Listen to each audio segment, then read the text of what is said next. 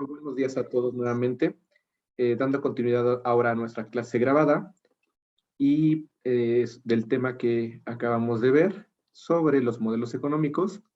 Vamos a continuar explicando la importancia de un modelo económico y como lo mencionamos hace un rato, es una herramienta que permite a los economistas y a ustedes como administradores les va a permitir entender mucho la parte de, de la economía dentro de un país, ¿no? Y en este caso en México, ¿qué sucede, ¿no? A raíz de ciertos factores o situaciones que originen que nuestras empresas tengan algún impacto, ¿no? Dentro de la economía. ¿Y a qué me refiero a esto? Con ciertas variables en cuestión de la inflación o los precios que vamos a tener por los productos, qué tan complicado puede ser en este caso la parte de consumo por parte de nuestros clientes, o si necesitamos en este caso a lo mejor un tipo de insumo, materias primas, y requerimos traerlas del exterior, es decir, de otros países, el impacto, ¿no? Por la paridad peso-dólar, que es normalmente el dólar la moneda con la que se trabaja en el exterior, y pues eso encarece nuestros productos, ¿no? O al contrario, si es más barato, pues puede ayudarnos a mantener nuestros precios más bajos o estables.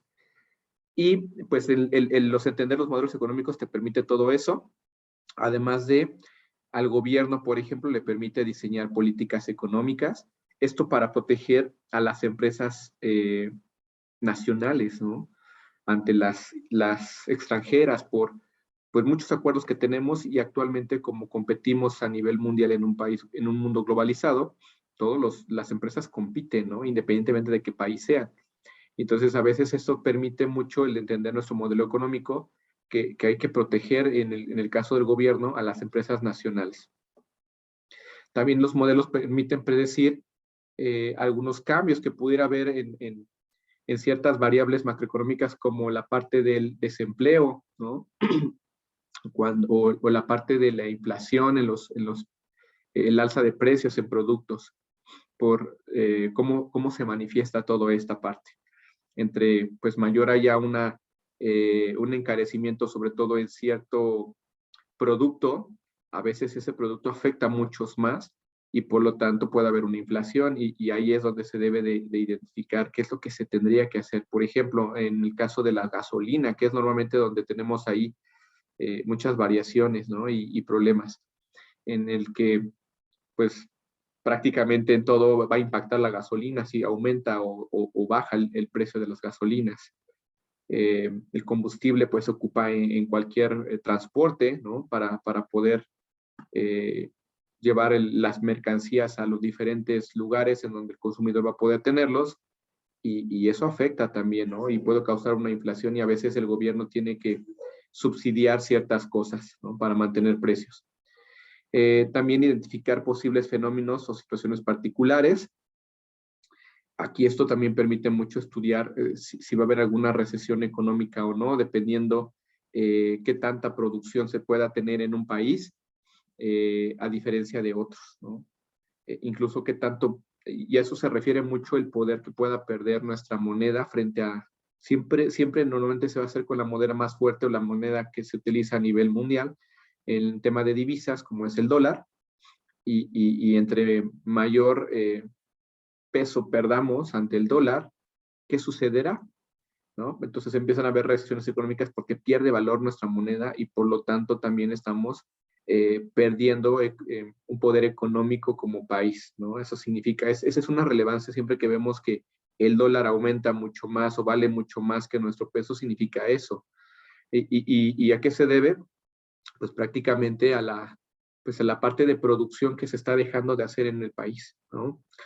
Eh, Entender cómo y por qué se relacionan las variables económicas, eso también hace muchísima referencia al funcionamiento de un todo, ¿no? Todo lo que implican estas variables que hemos visto desde el principio, cuando hablamos de unos niveles de desempleo, de la inflación, el PIB, ¿no? La producción que se hace en un país, la balanza de pagos, es decir, el endeudamiento que tenemos como país, etcétera, ¿sale?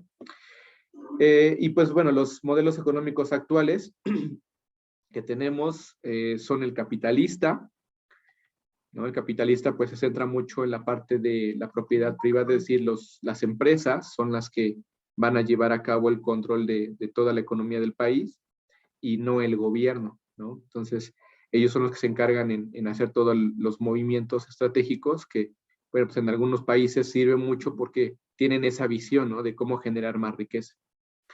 El modelo socialista, sin en cambio, es algo totalmente diferente al capitalista. El socialista lo que hace es, el gobierno prácticamente es quien lleva el control de todo lo que tenga que ver con la parte de producción en un país. Y son casi ya muy escasos los países con este modelo, pero algo son muy cerrados, ¿no? Ante otras empresas y normalmente tratan de subsidiar todo con lo interno, o sea, lo que existe en el país, las empresas que hay y que producen son las únicas que te van a abastecer. Eh, pero bueno, hay muy pocos países así como por ejemplo Cuba, ¿no? Economías mixtas es la que normalmente se utiliza, en donde pues tanto el sector privado como el sector público tienen una interferencia en la parte económica. Entonces, el sector privado porque hace la parte productiva, la producción en un país, y el sector público para poder establecer políticas eh, que ayuden, ¿no? En cuanto hay alguna situación crítica a nivel mundial, pues a generar políticas económicas que ayuden eh, pues a resguardar a nuestras empresas nacionales. Y bien, pues prácticamente esta es una parte introductoria de los modelos económicos y pues les pediría por favor vuelvan a leer toda esta información, que incluso la tarea que les dejé ya traen todos estos datos y la siguiente clase los podremos revisar. Muchas gracias a todos.